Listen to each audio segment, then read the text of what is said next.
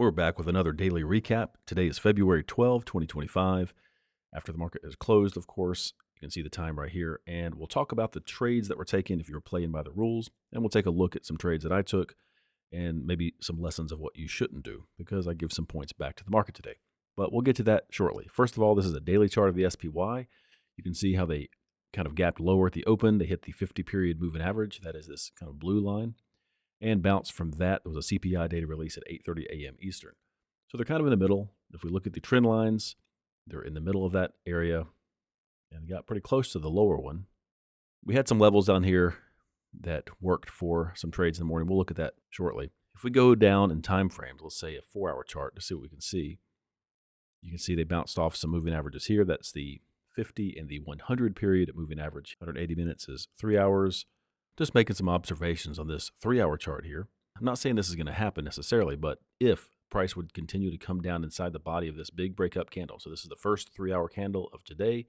They come down a certain amount of time. If the timing's right and hit the bottom of this trend line, which will be here at this point in time, say by Friday, that would be a really nice bounce in the upward direction. Then they could basically go sideways from here and go higher. They can come down and break the trend line and go lower. I'm just pointing this out that too early to tell, but has the makings of a bullish type of consolidation. 2-hour, they're fighting moving averages, possibly want to get higher. That's the bulls. So there's still an area. You can see there's a lot they can do in this general area and still have to break below this and break above this before anything in the bigger picture comes to fruition. Once again, here's the daily chart. We have a couple more days left in the week, so we'll look at the weekly chart when all is said and done at the end of Friday. 8:30 in the morning, this email was sent out. You can read the notes if you want. And as soon as this email was sent, the market dropped 50-something points, and I sent another update email just to talk about a few things because I neglected to talk about the data releases that were scheduled this morning. 8:30, and it was also at 10 o'clock. 10 o'clock a.m., Jerome Powell testified. Again, didn't do a whole lot today, but that kind of information is good to know before the market opens. Of all the levels and the trend lines and various things we had on the board today, the only ones that came into play were these two levels. They're pretty simple, honestly, if you're playing by the rules. After 9:45, again, we don't do anything until after 9:45. They came up to 675. We're going to trade this on the short side. We go short with E-mini contracts at 670. So the moment the SPY hit 670 cents, you're selling E-mini contracts. You're looking for them to come down at least 4 points for a base hit. They did that here. When they were up here out of the money, no rules were broken. That was your short trade here. You got under it to give you your profit. They're back up to it again. You're not going to touch it. You have already traded it on the short side here. Now they're going up to 602.22. So how about 602.17? Either way, you would have been pulled in and given a quick base hit. Now this level is off the table for future short trades. Now they're back to 675. That's the original level. So let's move it toward price, 5 cents. Now in this case, the base hit profit target was right up here. I'll just go ahead and put a line. So if you're long in the E-minis at this point, price bounces up. You're going to get, this is the equivalent. This is going to be right about 4 points in the E-minis. That's 40 cents in the SPY. And they came pretty close and quickly came back down. So if that happened and you saw this type of price action, there's a better chance at this point they might go lower. So when you have a chance to jump out at a wash, if they come back up to your break even or on their way back down or here, you can jump out and no harm, no foul. You just don't make anything. And that's the safer bet, although they did continue to go higher. That would have given a base hit, but we're not counting it because the rules would have said that was a near miss of the profit objective. Now they're back up at the 602.22 was the original level, but we've already gone short, so nothing to do there. They did not come back far enough to get this triggered here. Would have been nice if they came a little lower. That would have given us another opportunity on this level. But as it was, that's 2 official base hits, 8 ES points. So a little interesting on my trades. So pay attention to the time. It's 10:35 a.m. at this point. Had a couple meetings. I came back to my computer for the first time, saw what had happened, saw that I missed opportunities at these levels, and started recording. And I immediately jumped on board thinking that, okay, first of all, I'm thinking they went up, they bounced down from 602.22. They're climbing back up. If they get back up to it, there's a good chance they're going to jump ahead or jump up, and the bulls are going to push price above this level. So I went long right there, 2 contracts. And, maybe a little optimistic, thinking they're going to jump this high. And immediately I got pulled away. I completely missed this. I was not in front of my computer when this happened. I looked at it a few minutes later on my phone, but I was gone for, 30, 40 minutes or so. In fact, I'll just scrub ahead here. Came back, saw what happened, that I missed an opportunity to pull almost that $1,700, which is 17 points. And by the time I looked at this, on my computer at least, I was keeping an eye on it on my phone, but we go. They were already underneath, so I bought 4 more. I had a reason at the time, and that was kind of a mistake. And then I could move my profit objective down a little bit. That's a little bit more reasonable. And then I bought 2 more. At this point, I'm thinking, what am I doing here? This is kind of ridiculous. That was the trade.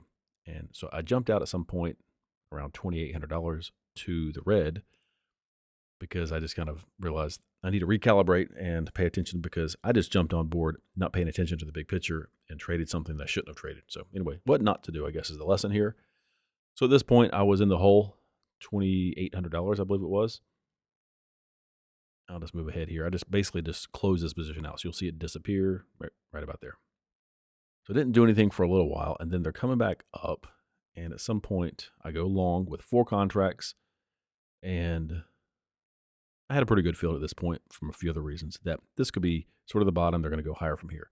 So I had a chance to pull a few points. I ended up changing this to 3 contracts. So I was going to basically buy back 3. So you see it right there. There's 1275. A little bit of redemption there. Trailed 1 contract here. Set my targets up here. And then I'm going to pause this just to tell you because it happens fast. So I'm about right here thinking, okay, I've got a chance. They're going to go up here. It's going to wash out most of that loss. Don't mind giving a few points back to the market. You can see I'm trailing it. So one's going to happen. Something's going to happen first. Either that is going to get hit and I'll close that out, or it's going to come back and stop me out at something.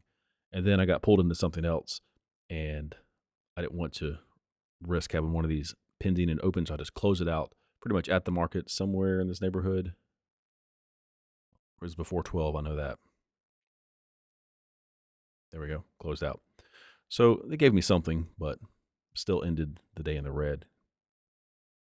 So anyway, when I got back to my computer, which is around here, I just made everything dotted, kept an eye on it for a little while, ended up stopping this recording sometime before 2 o'clock because I had meetings for the rest of the day. Kind of a busy day, and I really had no business paying attention to the market when I couldn't really focus like I needed to. Anyway, gave some money back, and you will see what that looks like in the tracking log coming up next.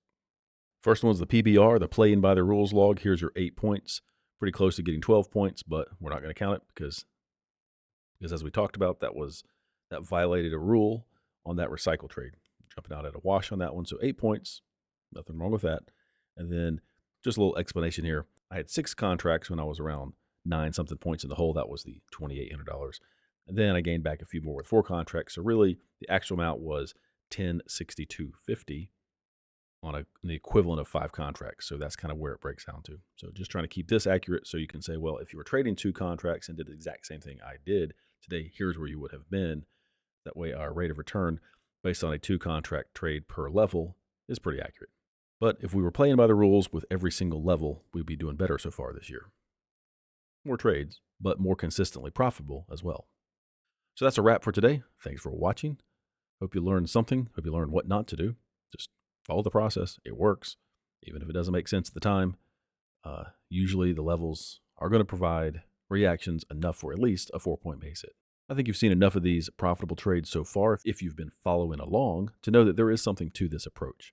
And it really is all about following the process and just trusting the levels. I'll be back tomorrow morning with the new levels, another game plan. I'll talk to you in the next recap video. Have a great day.